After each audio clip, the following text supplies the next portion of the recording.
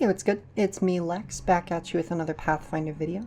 Today I'm going over the Seneschal class archetype released in War of Immortals. Before we get into anything, I want to disclose that I did receive a complimentary review copy from Paizo, so thank you to them for that.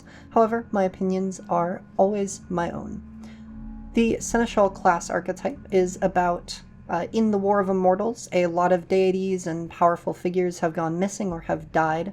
You are a witch whose patron has disappeared. You can no longer communicate with them, but you still have the powers that they granted you, and you slowly grow into the role of becoming a patron yourself. As usual, I'm going to start off with the granted additional feats that you have access to. It's 3 cleric feats: Martyr, which is a level 8 cleric feat, Premonition of Clarity, which is a level 14 cleric feat, and Inviolable, which is a level 18 cleric feat.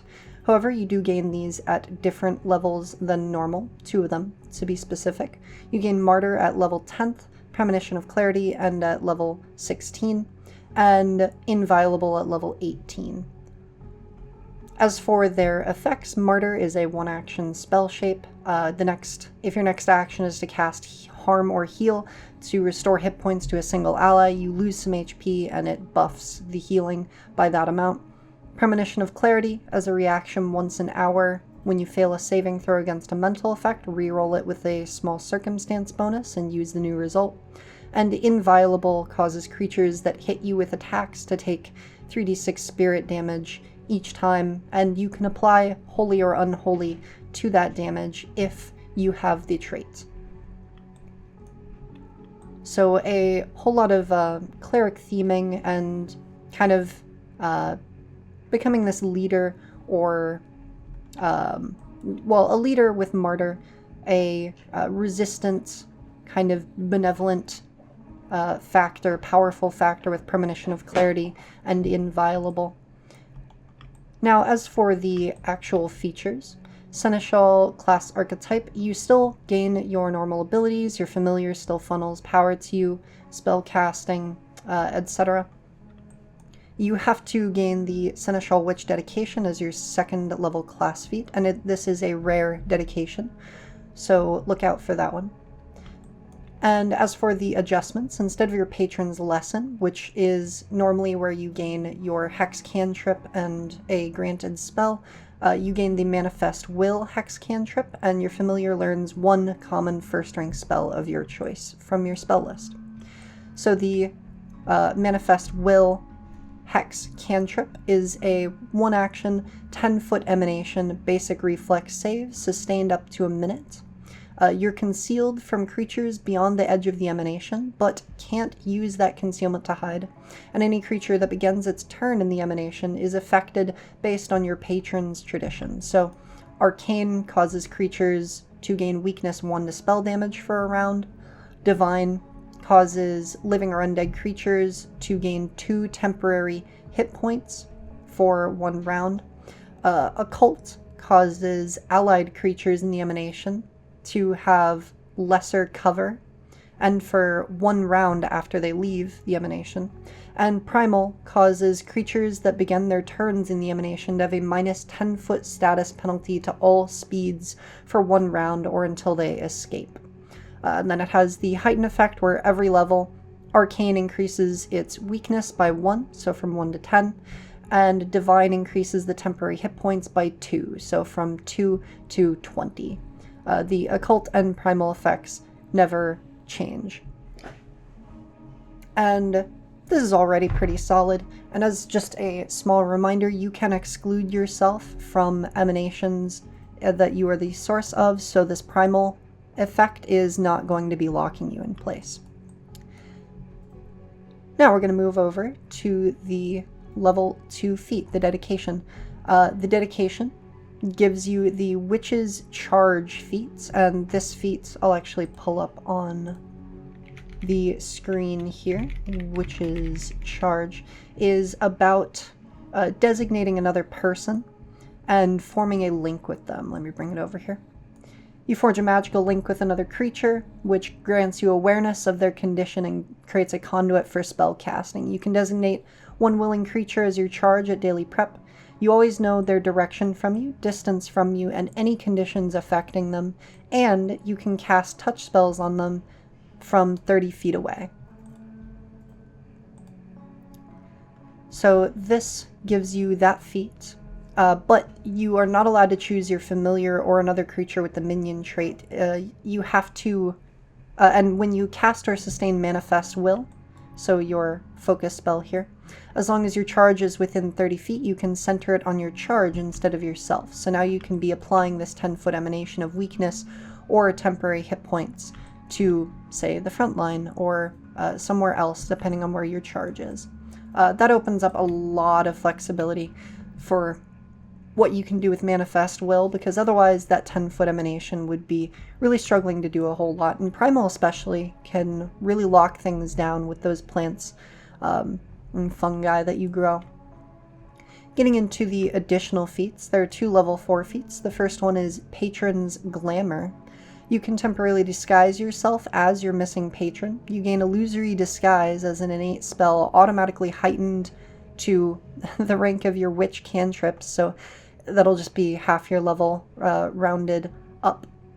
But you can only use it to disguise yourself as the humanoid representation of your patron. And detection spells of lower rank than this illusory disguise give your patron's information rather than your own. The other level 4 feat here is Seneschal spell. It's a 1-action spell shape once per hour. It allows you to, if your charge is within 30 feet of you, have the spell originate from them instead of you.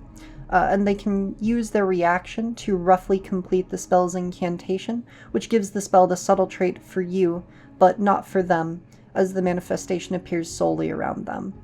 I'm not entirely sure what this is doing here, because, well, I guess it's fair enough. When it says they roughly complete the spell incantation, I suppose what it's implying there is that they effectively use the cast a spell action and will provoke it as if they had cast the spell, because this further down the line here, or further up the line here, where it just says you can have the spell originate from your charge instead, that on its own would not be provoking reactions. So I suppose it's that this allows them to use a reaction to prevent you from getting reacted to, because the subtle traits will make your incantations and gestures harder to notice. Up to level 6, there are 2 level 6 feats. We have Multifaceted Will, where when you cast or sustain Manifest Will, again your hex cantrip, you can choose any tradition's manifestations. You can switch this around as applicable. Have Divine on the back line, and then switch over to Primal when enemies getting close. Maybe switch to Arcane to weaken them as they approach. And while the spell is active, you and allies in its area gain a +1 status bonus to saves against spells with that tradition trait. This is a small little bonus. It's going to be pretty hard to take advantage of, because you usually can't tell what tradition of spells a spellcaster is using unless you can research them beforehand or succeed on recall knowledge, but it can definitely be helpful against spellcasters when it does come up. The other level 6 feat here, Spiritual Secret, is a free action spell shape once an hour. If your next action is to cast a witch cantrip or witch spell that deals damage, it deals spirit damage instead of its normal type. And that also causes it to lose any traits related to its damage, like fire or mental, and it gains the sanctified and spirit traits instead. This is solid for being able to bypass resistances by switching out those damages, or even immunity in the case of the mental trait. And because it works with the witch spell, it's super solid. There's a lot you can do with this. And now we get into the 1 level 8 feat, Watcher on the Wall. For 2 actions, you etch a symbol onto an adjacent surface. You can see and hear what you could from the symbol's location as long as you are on the same plane, and it lasts until you place another symbol or the surface is destroyed.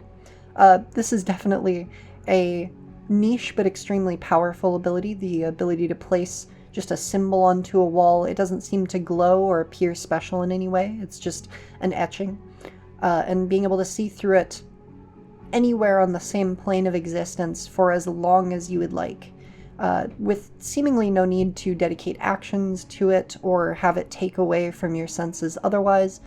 Super solid. A very strong level 8 feat in the niche that it occupies. There's a single level 10 feat, Patron's Whisper. This allows you to gain message as an innate cantrip of your former patron's tradition, and you can send a message to a creature regardless of range if they have ever been your charge.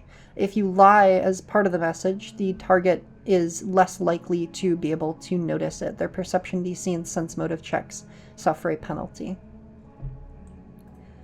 At level 14, Unstable Patronage is a spell shape. When you finish your daily preparations, choose a spell your familiar knows and one of your charges.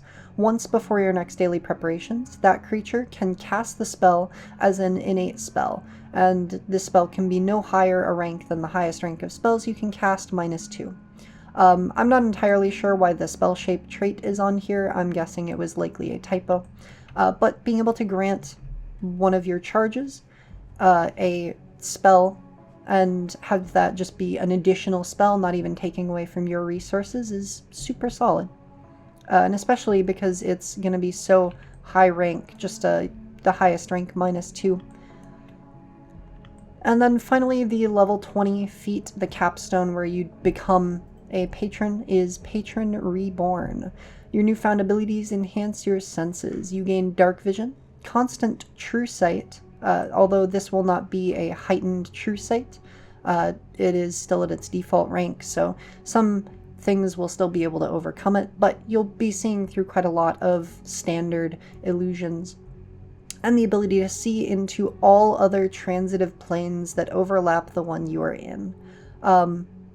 Definitely a difficult thing to implement properly into a game, but extremely flavorful. And then you can be a patron for other witches. Choose a single type of patron you represent. You can choose Resentment, Starless Shadow, etc.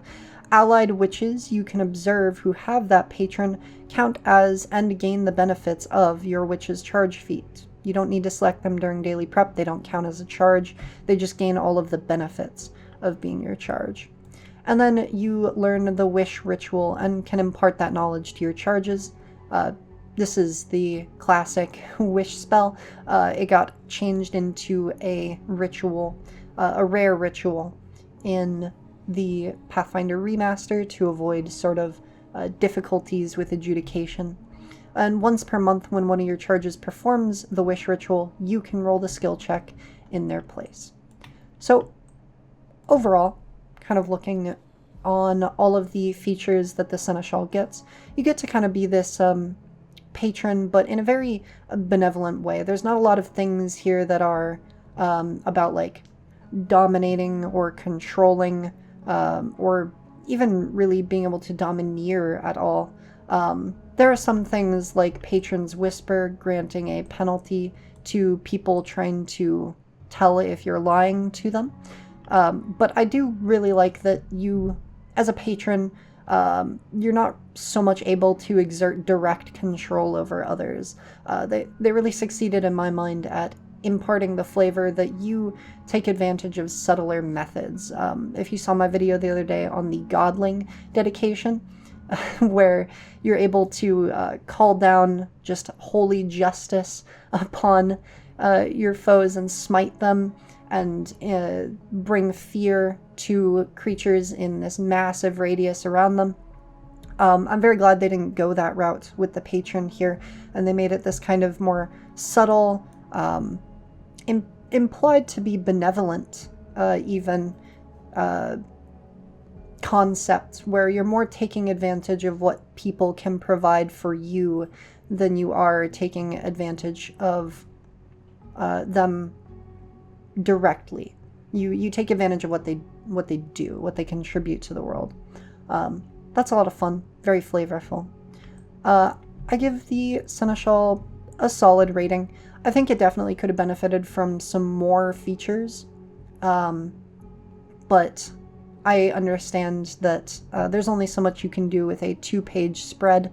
This is the page layout of all of the class archetypes, is they have those additional feats, and then these 2 pages And I think that with what they had, this is quite solid. Manifestival is a lot of fun, even if it doesn't have a lot of its own necessarily flavor in itself. It just says you unleash energy from the broken connection to your patron, and that makes you concealed and has that additional effect.